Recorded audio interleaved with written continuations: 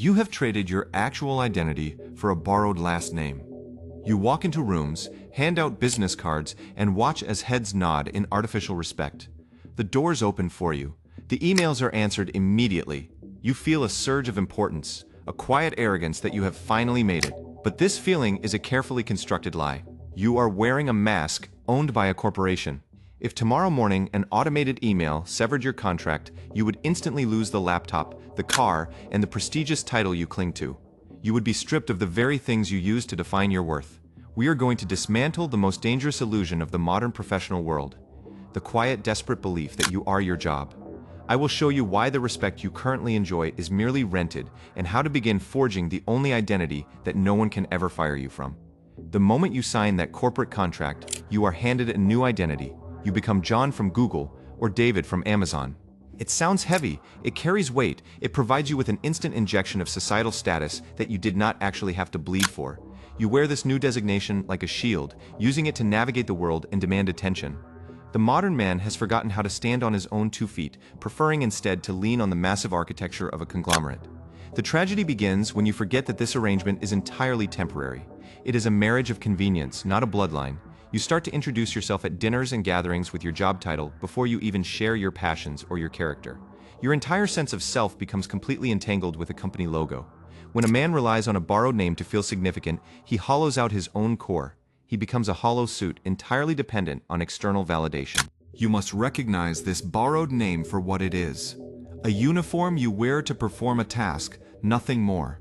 A sovereign man separates his internal value from his external utility. He knows that a title is just ink on a contract, subject to the cold winds of market changes and budget cuts. You must begin to mentally detach your worth from their brand.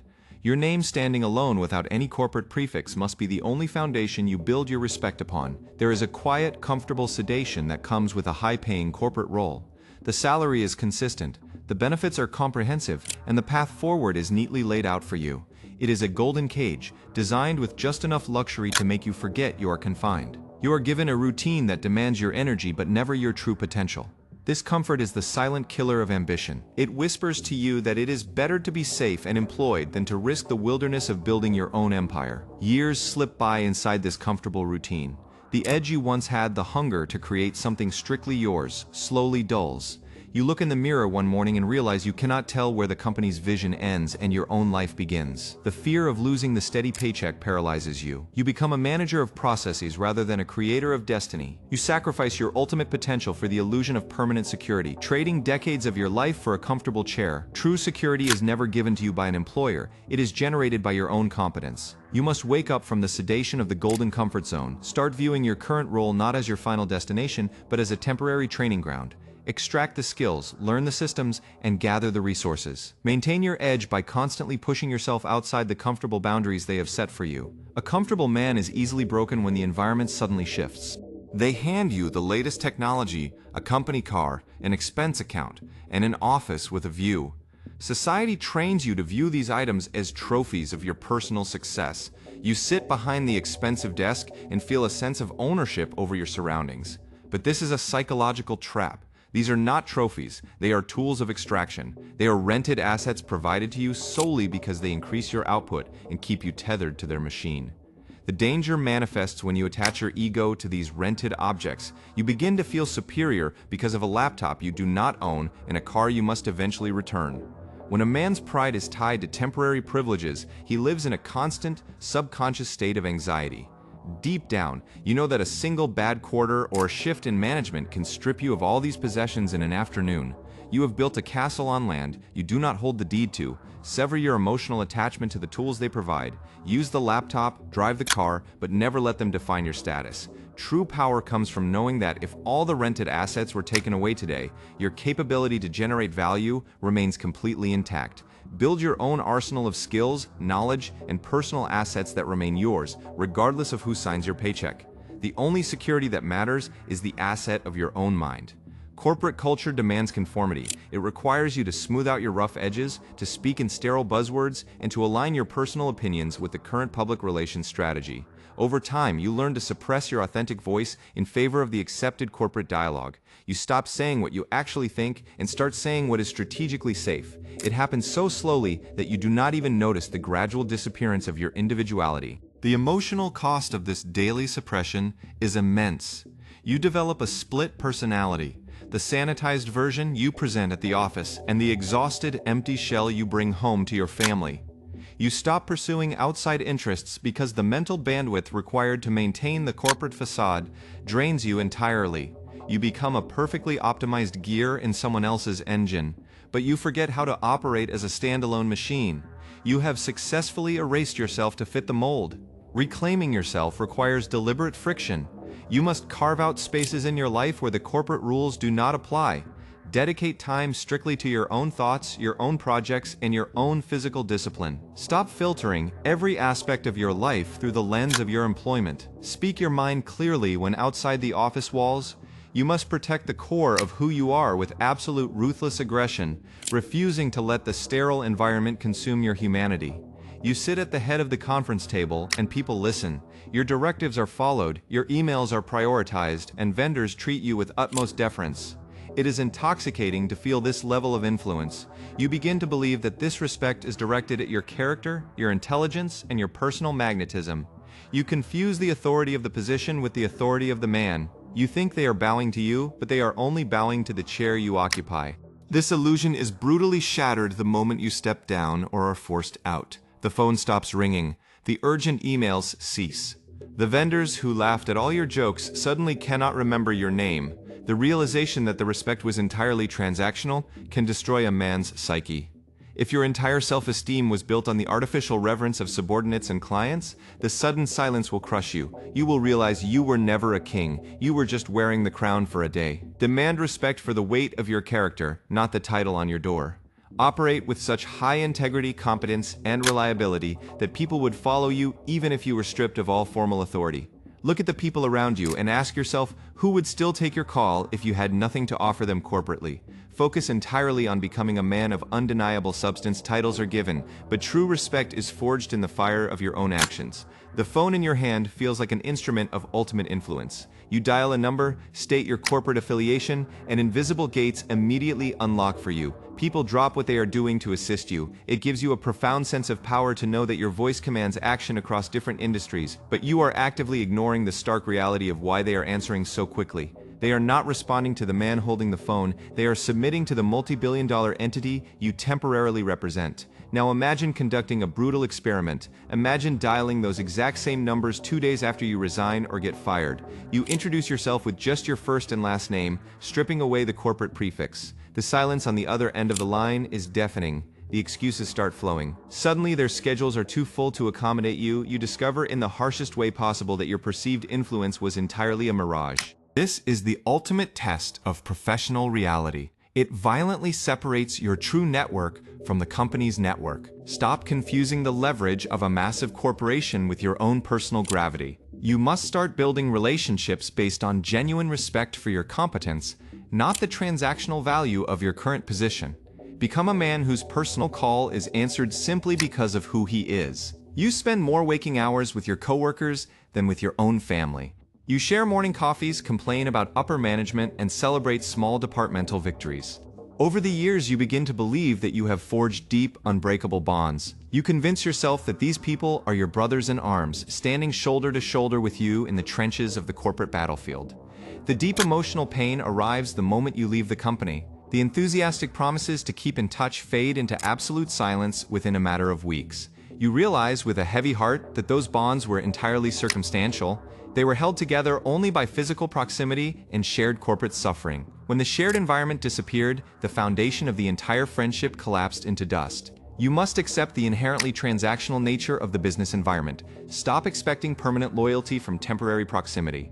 Build your true brotherhood outside the fluorescent lights of the office. Find men who value your character, your discipline, and your vision, rather than your ability to approve their weekly expense reports. Real loyalty is forged in the fires of mutual growth, not corporate duty. We all know the man who dedicated his entire existence to the firm. He missed his children growing up to meet deadlines, only to be escorted out by security on a random Tuesday morning. The company sends out a sterile email about his departure and moves on without missing a single beat. The machinery does not care about his loyalty. It only calculates his immediate cost against his current output. Watch this man closely after the firing. He does not just lose his income, his entire psychological structure collapses into absolute ruin. He has no external hobbies, no parallel mission, and absolutely no identity outside the walls that just expelled him. He is a ghost wandering through a life he neglected to build. His profound suffering is a dark mirror showing you the exact consequence of total corporate surrender.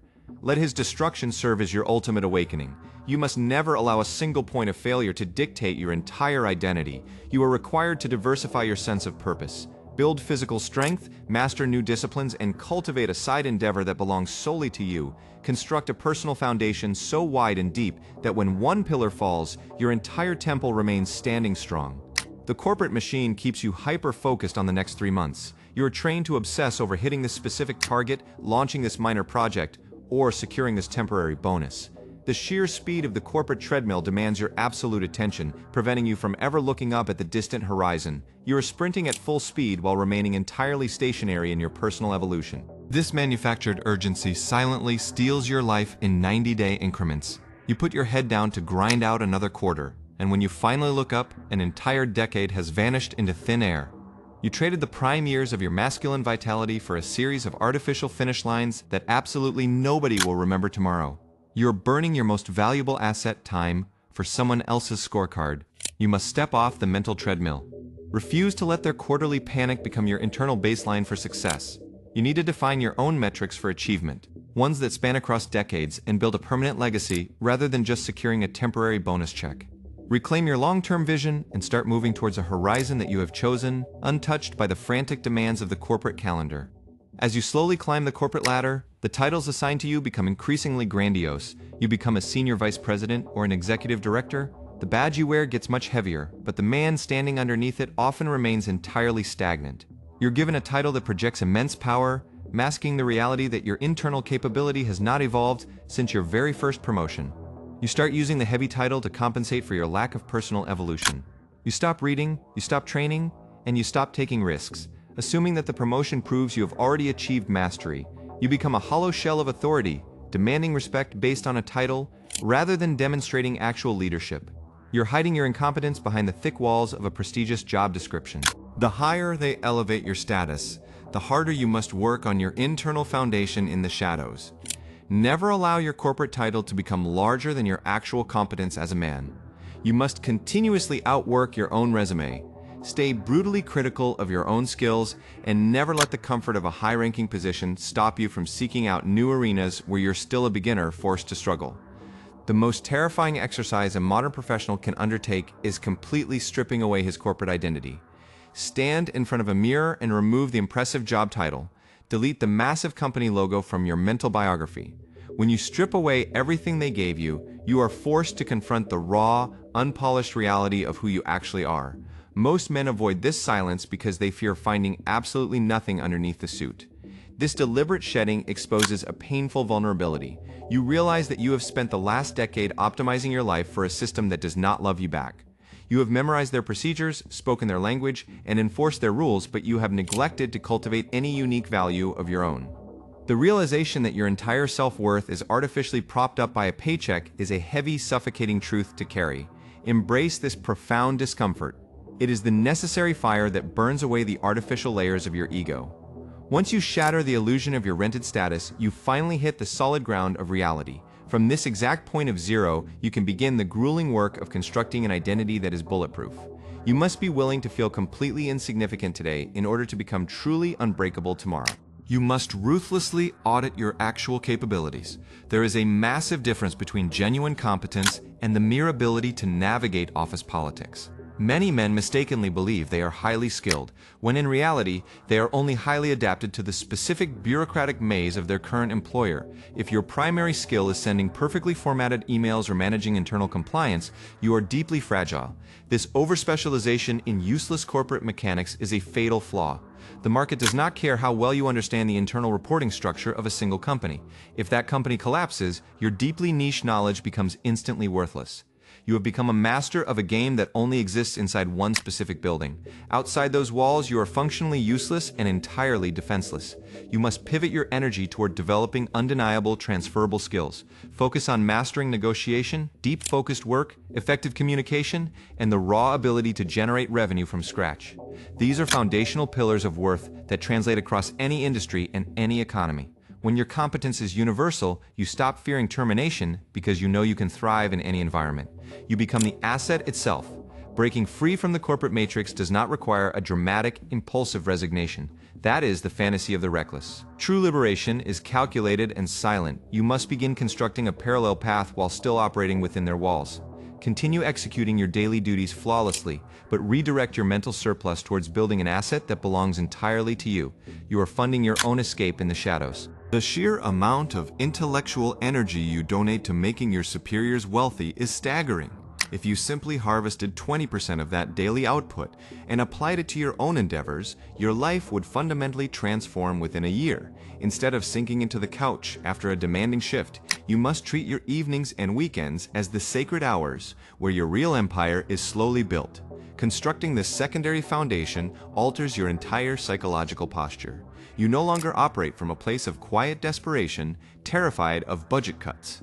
When you have a parallel stream of value being built, the corporate job simply becomes a mechanism to fund your true mission.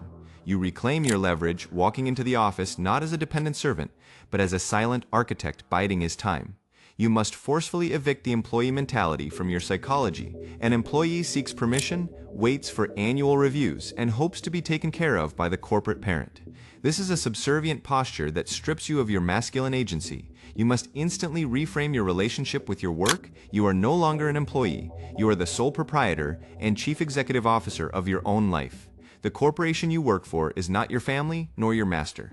They are simply your current highest-paying client. You are an independent contractor who has temporarily agreed to lease your valuable time and specialized skills to them in exchange for capital. This mental shift completely annihilates the emotional control they have over you.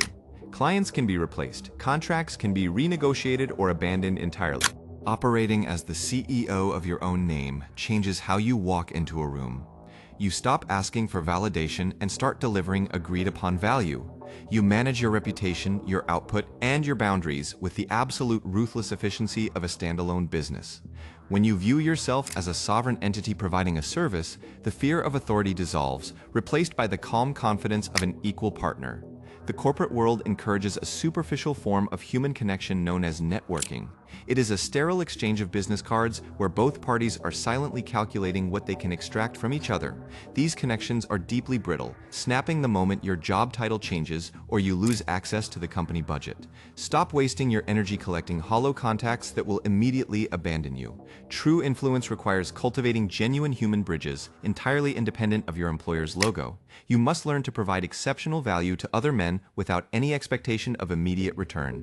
A real network is built on shared struggles, mutual respect, and raw, unfiltered honesty. It requires taking off the professional mask and connecting with the actual individual sitting across from you. Start testing the strength of your circle, reach out to colleagues and industry peers without asking for anything related to work. Offer your personal insight, share a difficult truth, or simply check on their character. The men who respond to your true self, rather than your corporate title, are the foundation of your real network. These are the allies who will answer your call when the corporate machine eventually shuts you out. Your true value is not assigned by a human resources department.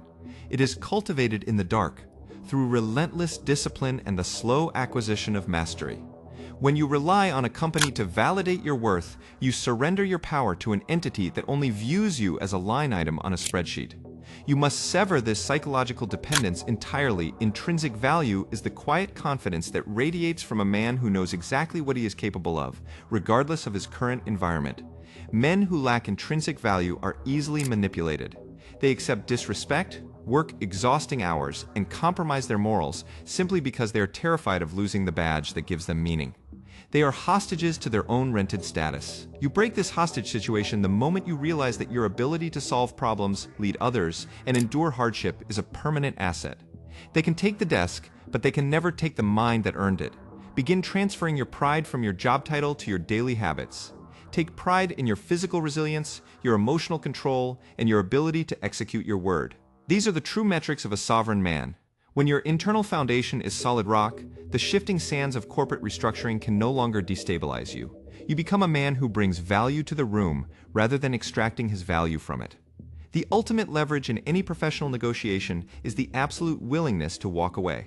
Most men never achieve this leverage because they have tied their entire survival to a single employer. They operate from a baseline of quiet terror, knowing that a single layoff would bankrupt them financially and psychologically. This fear poisons their posture. They walk through the office with the hunched shoulders of a dependent, entirely incapable of setting hard boundaries. Walking away is not about being reckless or burning bridges out of spite. It is a state of psychological readiness. It is the cold, calculated knowledge that if the terms of engagement no longer serve your ultimate vision, you can sever the contract without hesitation.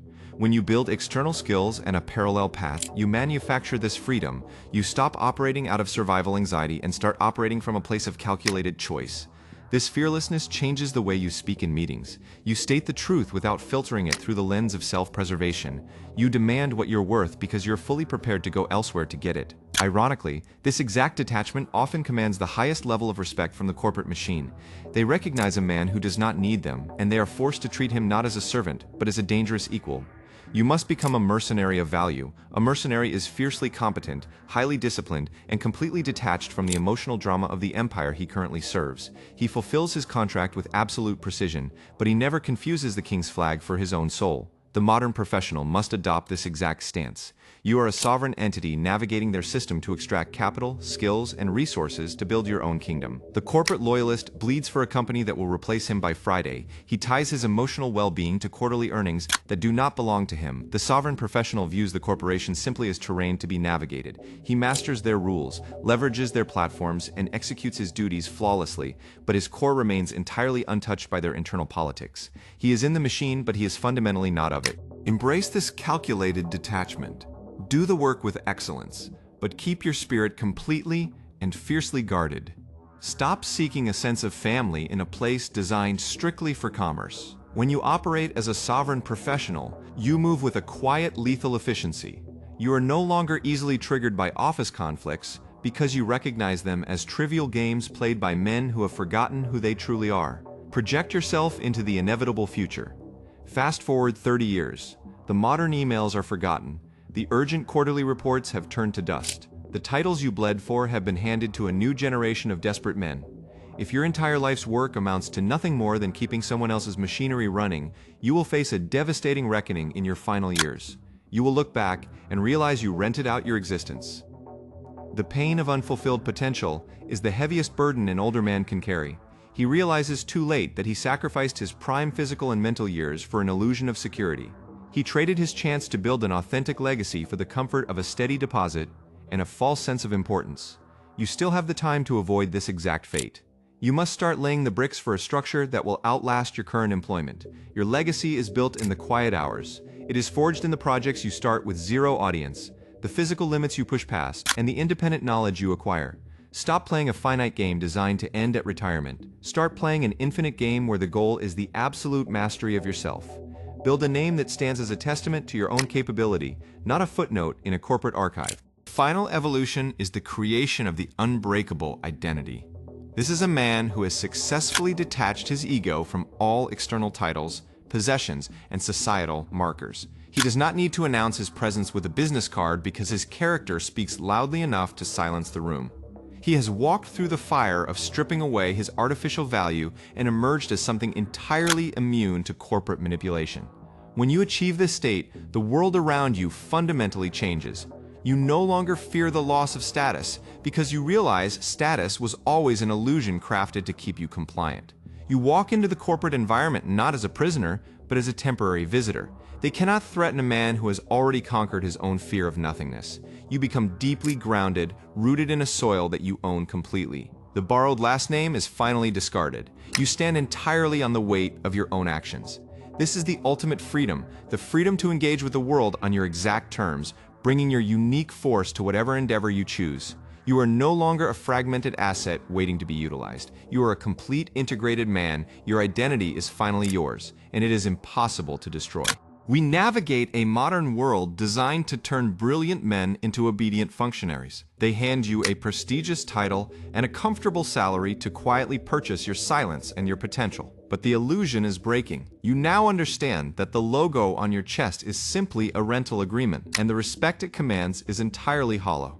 You have seen the brutal reality of the men who surrender their identity, only to be discarded when their utility expires. It is time to reclaim the sovereign territory of your own name. You are the sole architect of your value. If this message resonated with the truth you have been avoiding, subscribe to the channel and join the men who are waking up from the corporate sedation. Stop being an asset on their spreadsheet and become the absolute master of your own life. The only identity that survives the fire is the one you build yourself.